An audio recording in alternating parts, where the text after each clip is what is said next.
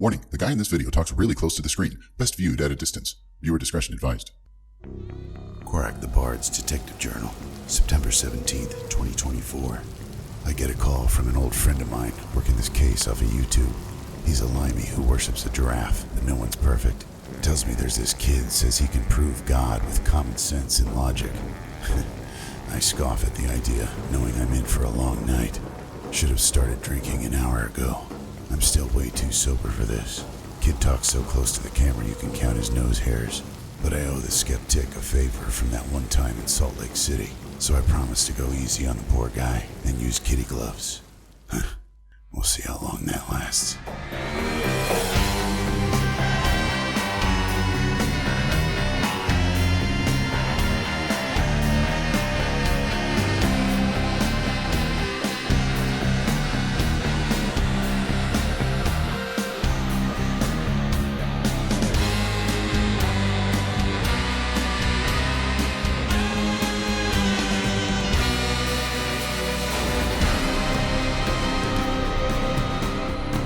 I received a hate comment that was talking about, what logic and common sense do you have to prove that Jesus is real, or just to point you in the direction of Jesus possibly being real.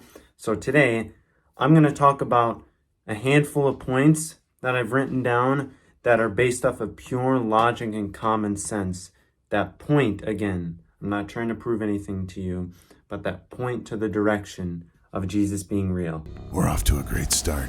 Here he is kicking it off with what he calls a hateful comment. A quick scan of his YouTube videos show either people agreeing with him and praising God, or atheists questioning his line of reasoning. Nothing here that I'd call hateful. In fact, it reminds me of another case of Atheism victimhood, where one Peyton Shane said he'd been receiving hateful comments from atheists. 99% of my viewer base right now is just atheists that are hate watching me. So... Only when I investigated, I found the same type of comments from atheists, clarifying questions, rebuttals, and requests for evidence. It's what led to my writing a serious, no-nonsense dirge that really cuts to the heart of the matter. And it goes like this. Criticism isn't hatred, but aggressive ignorance is hatred of yourself. You want to talk hateful? Fine. I wallow in the Christian sewers all day, where racial slurs, insults, and juvenile arguments are par for the discourse. It sickens me. But by all means, let's get back to this hatred that led Junior here on his video crusade to make the case for Jesus without trying to convince you somehow. I've also been getting hundreds of hate comments that have been in the direction of this big YouTuber by the name of the Skeptic or SkepTick. Oh yeah, my limey friend from across the pond. If this is the source of your so-called hateful comments, you've got a lot to learn about misconstruing criticism for hatred, bro flake. I mean, here's a God-fearing Christian who straight up called me the N-word. I understand that your victimhood complex runs deep. It does for most Christians, since persecution is their bread and butter, or wine and crackers. A communion joke. If there's a hell, I'm definitely going. But I was told there would be a handbasket. Now show me on the doll where the big bad British floating ball touched you with his hatred. And he made this full 20-minute video on me, basically bashing me, calling me names, which, again, had an inadvertent effect to my but to my channel. A British floating ball on the internet calls you a twit for making bad arguments, and in response you whine like a twit because it had an inadvertent effect to your channel. What inadvertent effect? Sending more eyeballs to your video so others can see how wrong you are? Oh, for shame, precious. Welcome to the internet. And if twit is a hateful comment, I have some real bad news, Puddin'. What I have to offer you, that's as good as it's going to get. And it won't ever get that good again. Just keep in mind, criticism isn't hatred, and you'll avoid acting like a twit. Or was it twat? I can never remember. He's British. Did I mention that? I just don't get why he made this whole video on me. You don't know why the SkepTick made a video in response to yours? Well, you don't need to be a criminal justice major to figure that out. Now, I'm a criminal justice major. This is what I study in college right now. Oh, shit. I need more than kitty gloves for this to explain something so simple to such a smooth brain. Look, kid, as regularly as I say I'm your favorite bard, Quark the Bard, Welcome everybody to Atheism 101. I'm your favorite bard, Korak the Bard. The SkepTick literally explains his motivation in his introduction to every video. Hello, I'm the SkepTick, the British floating circle that watches people make extraordinary claims, and then I explain why I don't accept what they're saying. So if you're a Jesus-based content creator on YouTube, chances are you might hear a rebuttal from him. And given the ubiquity of faith-based YouTube channels, I'd consider it an honor that he chose to share his revelations from Lisa the Rainbow Giraffe, Leave Me Upon Her, with you. It's kind of like you've written a hit song when Weird Al wants to write a parody of it. I mean, it's kind of like that. But in your case, there's no music, talent, or artistry. Just a victim complex and atheist stereotypes that exist only in your head. And all these people are, claiming these negative things about me when all I said in that video was how Jesus is the greatest gift you'll ever receive. So I guess some people just didn't like, the truth in a sense, but I wasn't pushing my religion on anybody because I don't tell anybody what religion I believe in. I didn't say what religion, so I'm not pushing my religion if I didn't say what religion I believed in. So I don't really get that, so I'm sorry if you guys have been witnessing a lot of hate lately. Yeah, right. Poor kid just doesn't understand how anyone would disagree when someone says they're not pushing a religion on you. But just so you know, Jesus is the way, the truth, etc. And I'm no criminal justice major. I'm a criminal justice major. But it doesn't take a private dick to work out just which religion you're talking about when you mention Jesus. I didn't know where that came from, and then apparently this guy made a full video on me, so I reported the video because it's just misleading, and he's just defaming my name. So, which technically I could sue him over for, me and my lawyer, but of course I would never do that. First of all, you don't have a lawyer. Judging by the accoutrements of your recording studio, you live at home with either the parents or the grandparents. If they have a lawyer, hopefully they know that discovery in a case like this would be a joke. Evidence is kryptonite to Christians, and you'd have to prove that the SkepTick was lying somehow when he quoted your video, then made a rebuttal to it. But by all means, present these hateful, defamatory comments. So far, you're a criminal justice major who doesn't know what defamation means. This does not bode well for you. I'm not a kid. I'm 22 years old, by the way. I'm not a kid. I own my own house. Son or kid or sport or nothing like that, cool? Cool, whatever you say, Slick. All right, champ. Surely as a criminal justice major with a science class or two under your belt, you must have learned that the human brain doesn't stop developing until the ages of 23 to 25. So you're almost there, slugger. But now I'm curious, how are you a homeowner at the age of 22 while you're still in school studying criminal justice? Is there some Christian OnlyFans I don't know about where a strapping young lad can make some quick cash for the Lord, all in what looks like at least a 2-story split-level suburban home with crown molding and a drop ceiling? If you really did decorate that shelf behind you, because this is your house, I weep for the 80-year-old spinster who appears to be trapped inside your body. Yeah, I don't know where that came from, and I don't know why he did all this. His whole brand is just making atheism more popular, I guess, in the world and trying to spread that. Looks like that study of criminal justice is already paying off. I just don't understand why you're saying all these hateful things about me, but then you and your whole followers are just being hateful and negative. As a true detective, I'm going to have to ask you to cite your sources. If you think criticism is hatred, you've got a lot thicker skin to develop before you stick your toe in the internet. It didn't even get bitten off and you're crying foul. Poor broflake. Welcome to the internet. So it's just hypocritical, and I think it sets a bad example for your kid. So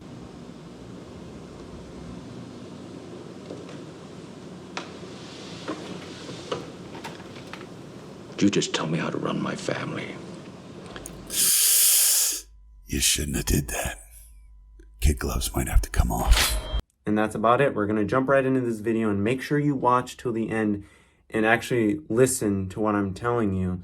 We're nearly 3 minutes in, and now we're getting to the point of this nonsense. I don't have near enough whiskey for this, and I have a feeling, a rotten feeling, deep in the pit of my gut that I just can't shake. This kid's arguments are going to become so ridiculous that I'm going to have to ditch this film noir character out of sheer frustration. That's what they call shadow foring. You know, I say that all the time, to be your truest, authentic self, to be who you want to be. And that's it. Unless, of course, you're queer. Then there's some debate amongst religious scholars.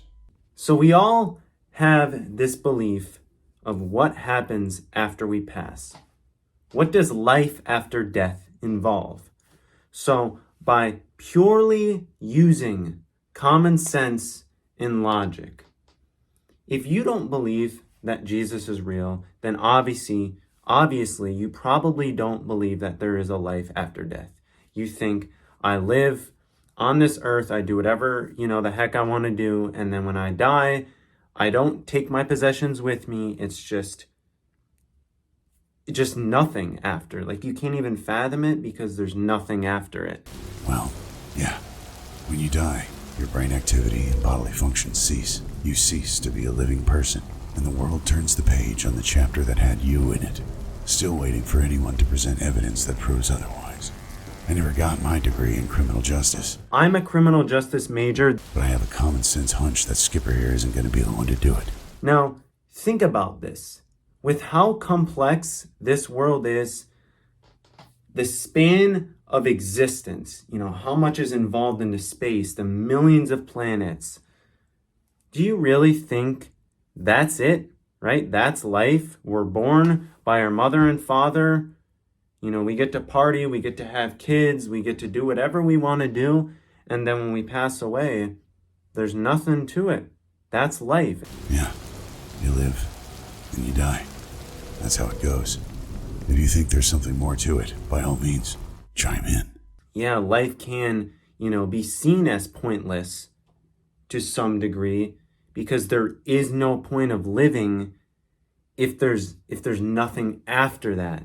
Yeah, just like having a big fat steak. If there's nothing after the steak, what was the point of the steak? Might as well not eat it, right? Someday, when I'm nothing but ashes, what was the point of my living? Well, I'm living now, and that's the point. I'm using what precious time I have on this planet to correct some punk-ass suburbanite kid who couldn't find his own asshole with a map so he doesn't waste his life worshipping the equivalent of a purple unicorn. Life can be pointless, but spending that life chasing an unfalsifiable creator is even more so. It may sound grim, but then again, so is life. And this is based off of pure common sense. So common sense would point me into the direction of, well, something amazing has to be included after I pass. There's got to be some purpose for me on this earth. I have to do something that'll warrant me some reward after I pass. Common sense doesn't determine the atomic weight of cobalt. Common sense doesn't tell you the best way to construct a tornado shelter. And common sense sure as hell doesn't lead me to the idea that something amazing has to happen after I die. As a criminal justice major, you should know you just committed an argument from incredulity, which is a fallacy because it asserts that a proposition must meet your conclusion because it contradicts your own personal expectations or beliefs. Not being able to imagine just being dead for the rest of time doesn't mean there's an amazing party waiting for you at the end of the road. The road just ends. Curtains. Cut. Print. Check the gate. Moving on. Fade to black. No encore.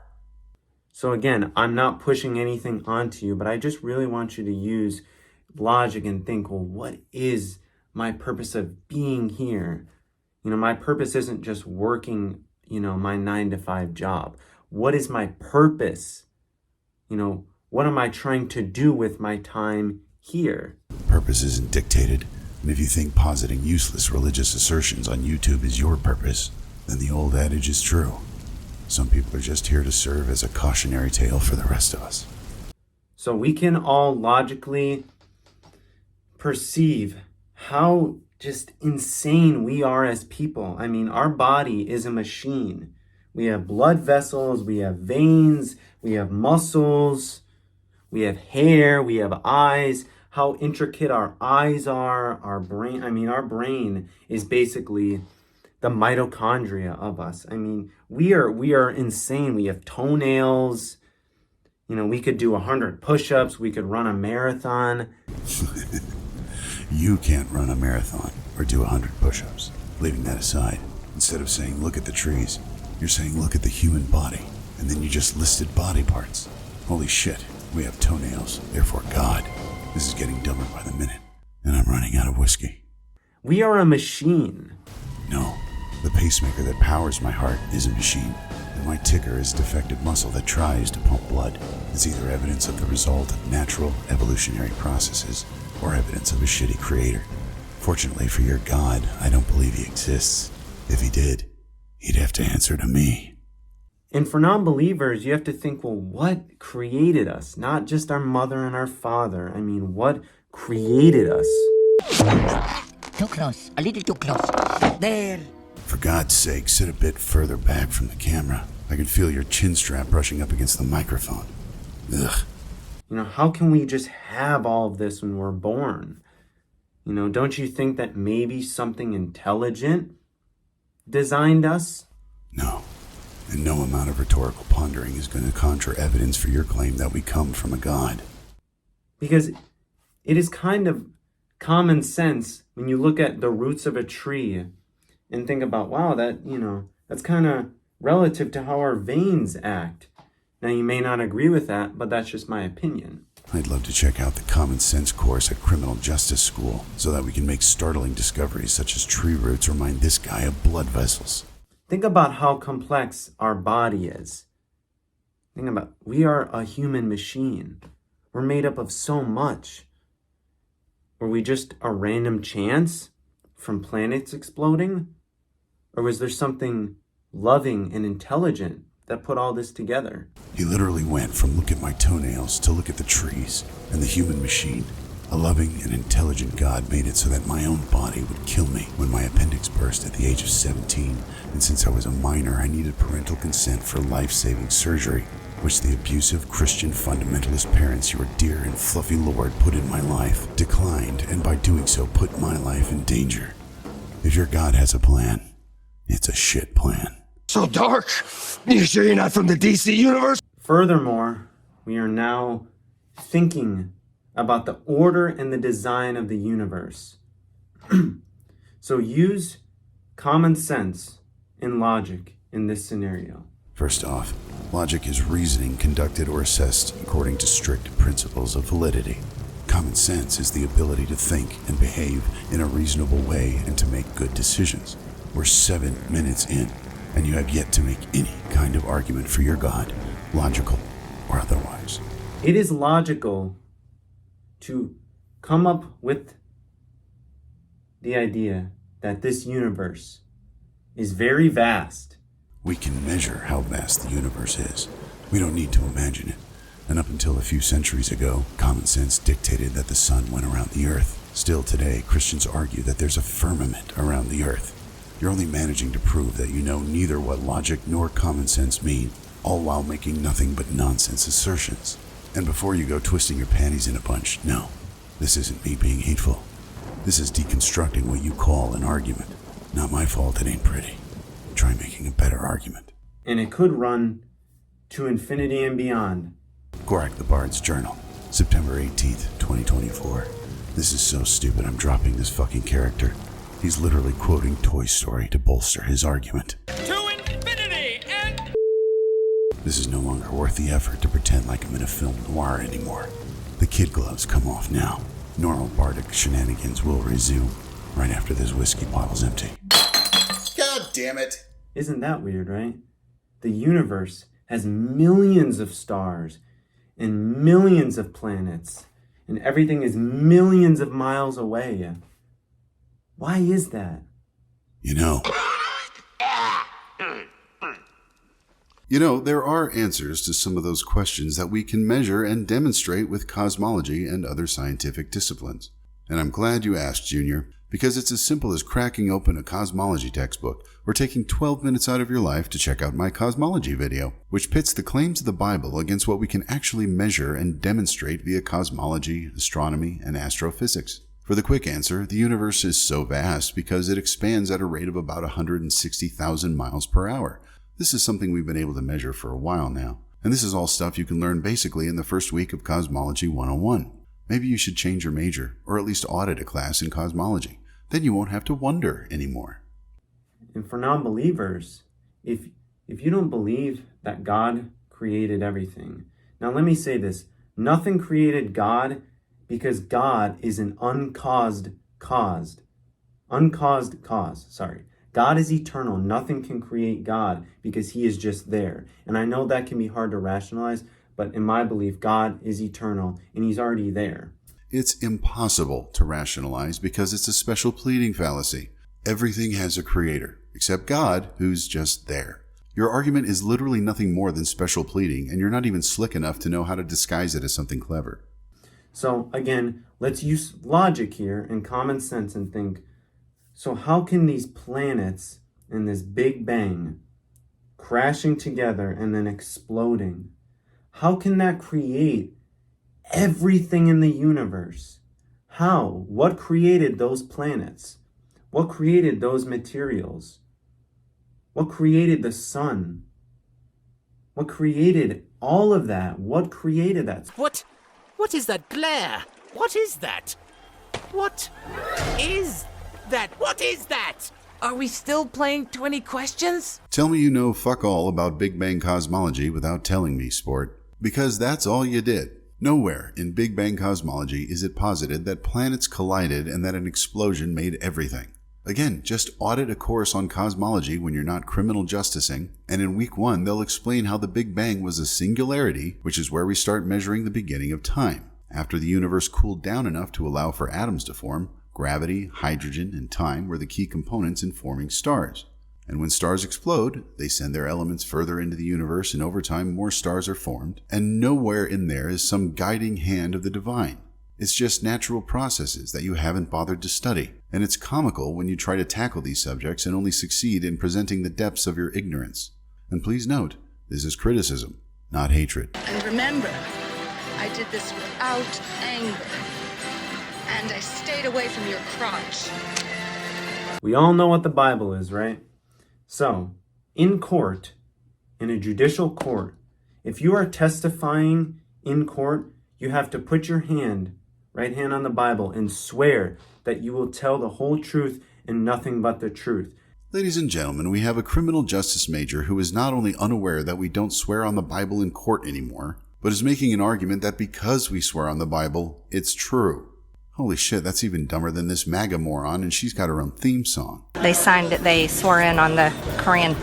Oh, we have the Bible. We're going to talk about swearing in on the oath, how to swear in on the Bible with them and let them know what our law says, that you can't swear in on the Koran. So we're going to explain that. You know, we're going to explain about how you can't swear in on the Koran. And we're going to have the Bible and ask them if they would swear in on the Bible. And then there's this idiot. When you are before, I had to do it. I'm an elected official, 3 terms. I had to swear on a Bible. You have to swear on a Bible to be an elected official in the United States of America. He alleges that a Muslim cannot do that ethically, swearing on the Bible. And this is in part why I'm an anti-theist. Folks like this should not be writing our laws. Now, I'm a criminal justice major. This is what I study in college right now. So it is a true fact that you have to swear on the Bible. Now, when I say swear, I don't mean cursing because someone said, well, you're not cussing. No, swearing means you're acknowledging that I will tell the truth. The fact that he felt the need to make that little distinction between swearing and cursing means either he thinks his audience is a bunch of mouth breathers, or he's about to get real disappointed when he applies his criminal justice degree to the evidence for his deity. Using common sense and logic, why would we swear on a book that apparently is not true and is a fairy tale and is outdated? Think about that. If that were the case, we either would, using my brain, we would not swear on anything at all, or we would just pick and choose what we would want to swear on. We would, we could swear on a Peppa Pig book. We could swear on a cookbook. We can swear on the Hunger Games novels. It could be anything and everything. However, one would think that there's got to be some level of truth to this book then, because if the whole purpose of me swearing on this book is to tell the truth, why would I swear on something that isn't true? That's hypocrisy. Suppose they hand you an upside-down, backward Chinese Braille Bible with half the pages missing. We don't swear on books at all anymore precisely because of what you just said. In court, you just raise your right hand and swear to tell the truth under penalty of perjury. That's all it means. If you're caught lying under oath, you're liable for whatever penalties follow. I didn't even have to get a criminal justice degree to know that. We have the 10 Commandments. We have these principles on how to live our lives in a good manner, period. That's what the Bible basically entails to us on how to live our lives. And they're very simple principles. Don't cheat, don't murder, don't steal, and so on. Love your mother and father. Do not idolize celebrities and other gods and worldly objects. Don't force a woman you've raped to marry you until after you pay her father 50 shekels. You can beat your slaves within an inch of their life as long as they don't die within a couple of days. Don't allow a woman to preach in church. Normal shit and simple rules that bring about a fair and productive society. Now I ask this next question to you non-believers, and I say this from the most loving part of my heart, because there was a very lengthy part of my life where I didn't know Jesus. I didn't know who God was, and I was a mad kid. Trust me, I don't lie. And that is part of my testimony. However, why do you get so mad when you hear the name of Jesus? Why do you get so mad when you hear God? Why do you get so mad when you hear people preach and talk about the Bible? Why? Now, for non-believers, it is my logical and common sense brain proposing this idea to you. If you truly don't care about God in the Bible and Christianity, and that stuff does not apply to you, why do you get so angry internally? Why? Is it because you are angry with the truth and you're living in denial? You got me. Wow. You just said you don't lie, and then you put words in my mouth. Brilliant. So, if something doesn't apply to you or your life, why are you getting so mad over it? I'm not mad at Jesus, your Bible, or your God any more than I'm mad at Darth Vader. What does upset me is when religious fundamentalists with your level of understanding are passing legislation that affect religious and non-religious people alike. Because when you discard evidence for faith and try to legislate based on your unfounded beliefs, you're no different than someone pushing for Sharia law. Like this fucking dimwit. The law is not that you have to swear on a Christian Bible. That is not the law. You don't know that? All right, Ted Crockett. I don't know. I know that Donald Trump did it when we made him president. Because he's Christian and he picked it. That's what he wanted to. That's what he wanted to swear in on. Now I want to end this video off by providing this last question to you.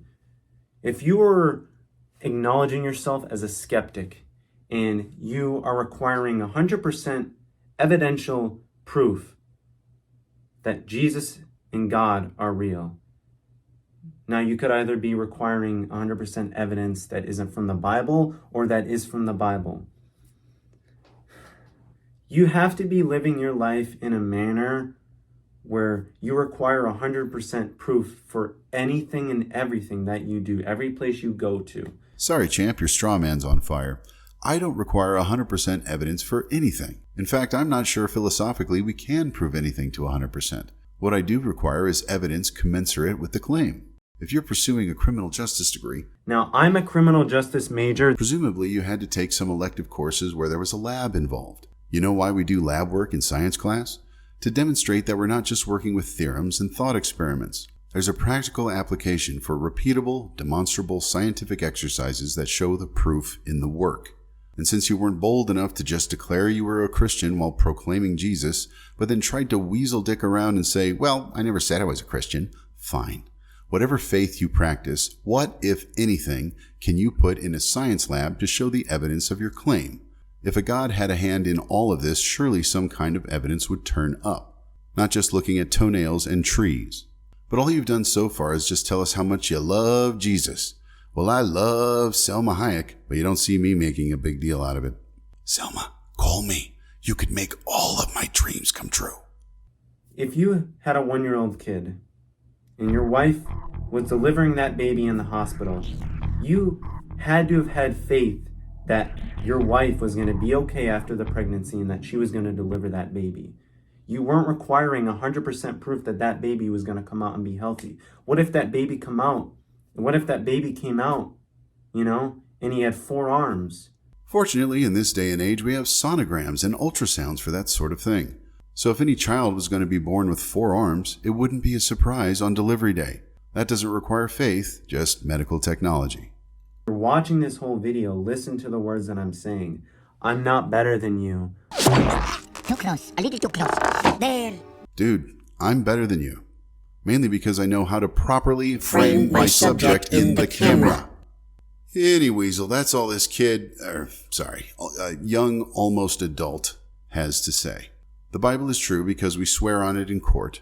Atheists are just mad at God because they hate the truth. And utilizing common sense and logic, we can dream up a universe-creating deity that just so happens to be tight with Jesus. But it doesn't matter because he's not trying to prove anything anyway. For a last bit of nonsense, here's how Junior decides to sign off. I love you all. You guys are all so beautiful and amazing. Keep being your true selves. Keep being authentic. Have a great day. Be authentic. Don't do that, okay? Whatever you take away from this video, just don't do that anymore. For someone who talks a lot about common sense, I think that anyone willing to put themselves on screen would have enough sense to either embrace the performative aspect of what you're doing, or at least shy away from being weird and creepy. Either way, don't half-ass it. If you're going to be creepy, go full-on Hannibal Lecter. If you're going to do a deadpan delivery, then do that. But all of this, yeah. Damn. Well, I can't do any more damage around this popsicle stand. I'm out of here! Thanks for watching. I do try to bring you the latest in Christian nonsense, and if you like what you see, check out my Patreon channel at patreon.com/KorakTheBard, where you'll have exclusive access to my deepest of deep dives into the cesspool that is religious fundamentalism. Special thanks to my patrons and to the SkepTick for alerting me to this omega level of aggressive ignorance and religious stupidity. Hopefully we can team up in the future and take down religious zealots together, Avengers style. Until then, I'm your favorite bard, Korak. Until then, I'm your favorite bard, Korak the Bard, singing off with If you don't know nothing but buzzwords and you can't show any of your work, just turn to the Bible, common sense and logic.